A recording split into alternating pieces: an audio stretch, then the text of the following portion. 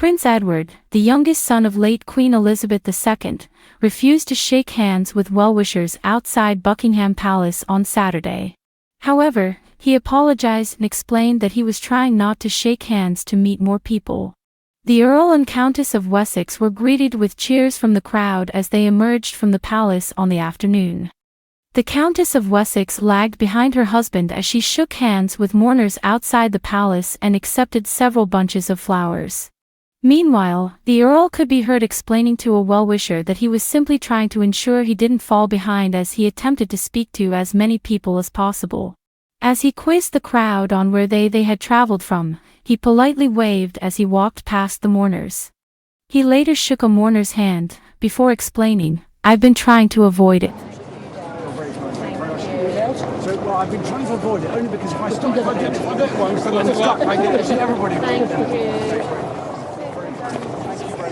As the Earl and Countess came from the palace on Saturday afternoon, the throng greeted them with cheers and applause as they passed through the gates. The youngest son of the Queen approached several of the people in the gathering and inquired as to whether or not they intended to make their way to Green Park, where hundreds of bunches of flowers had already been left. During this time, his wife was presented with bouquets of flowers and a plush animal while she mingled with people who had gathered.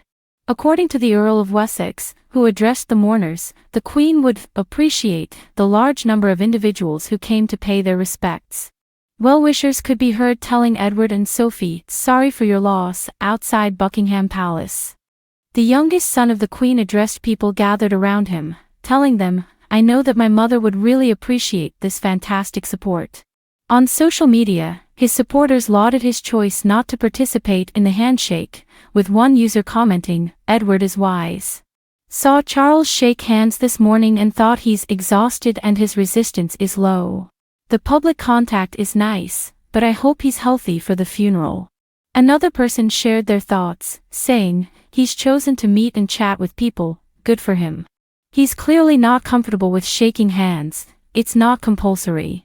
A third individual chimed in, saying, "Geez, Edward is out there greeting people, being friendly and thanking them for being there.